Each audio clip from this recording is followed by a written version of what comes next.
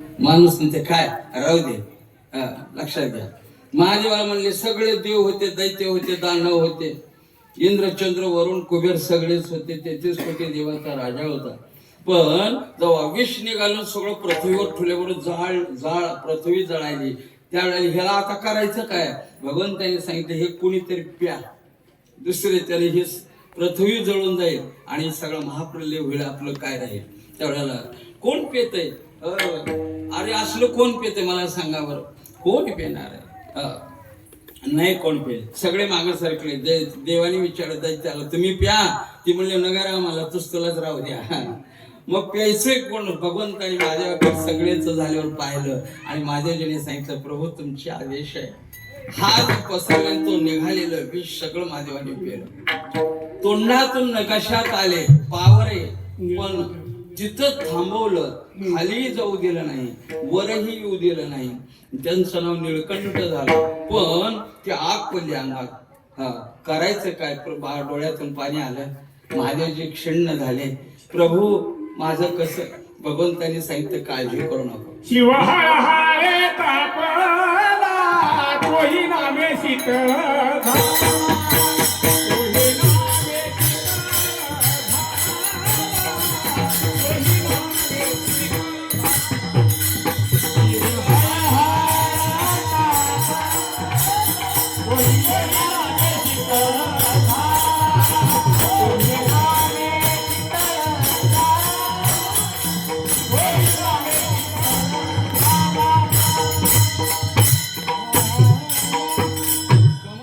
शिव हळहळे तापला, पण भगवंताचं नाम घेतल्यावर कंठ शीतळ झाला. शरीर सगळ्याला कथा माहिती आहे. तसं प्रत्येक जीव संसाराच्या विषयामध्ये कंठून पोहर पडू लागले.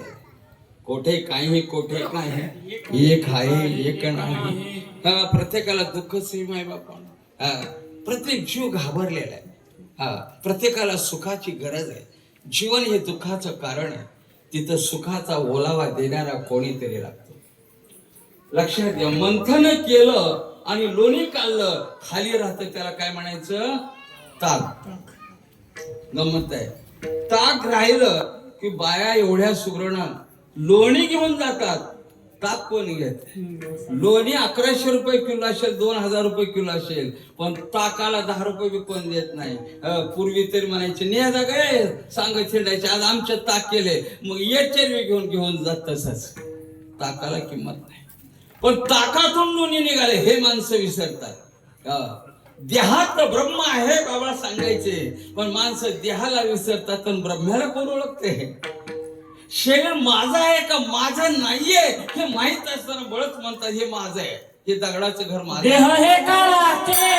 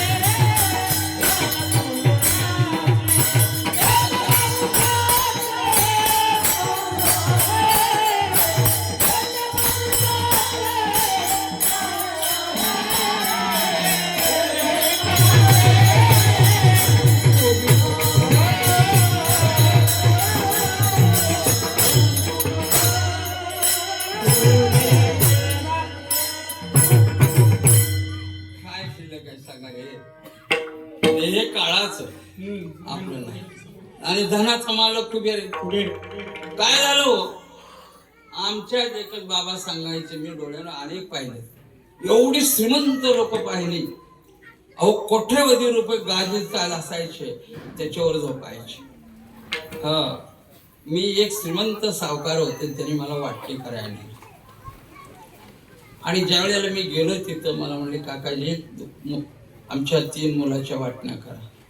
मी बसलो, कडेकोट वाडा, किल्लेदार वाडा, दारात 2 रायफलीचे मिलिटरीमॅन राखण, फार मोठं वैभव. आणि मी गेलो आणि त्यांनी सांगितलं ह्या मोठमोठ्या तिजोऱ्या घरात भरलेल्या आहेत आणि मला सांगितलं आता ही वाटणी करा. म्हटलं काय माहित नाही मला, मी काय करू. त्यांनी सांगितलं काहीच नाही, हे वाडे हे वाडे हे वाडे, हे एवढी शेती. आणि हे तिजोऱ्या उघडल्यानं सांगितलं हे एवढे हार, हे एवढे रत्न, हे एवढे दागिने, हे एवढे.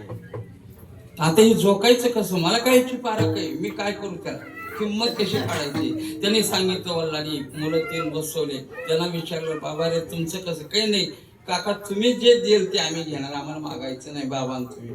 मग काय करायचं, वडिलांनी सांगितलं तराजू घरात आणायला लावला, कवाड लावलेलं, जवळ दुसरं कोणी नाही, सून नाही, बायको नाही, काही नाही.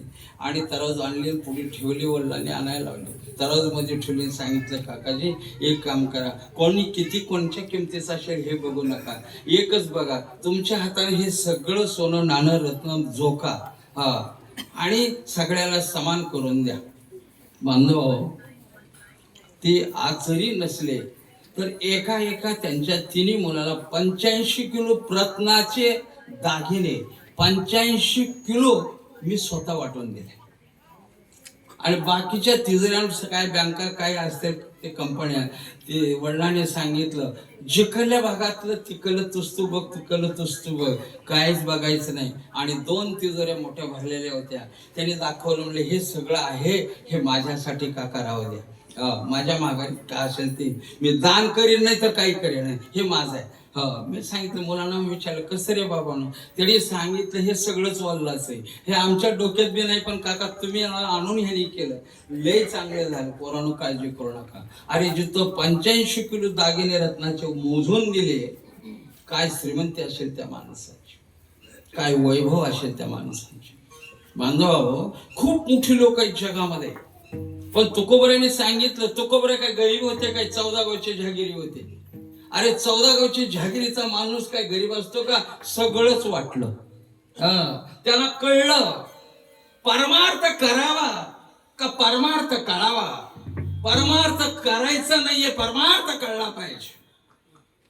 मी काय महत्वाचं बोलायलो, बाबाची विद्या, बाबाने जगाला परमार्थ शिकवला, परमार्थ शिकवला नाही, परमार्थ कळवला, म्हणून जाणकार मंडळी इथं कायम हजर होता.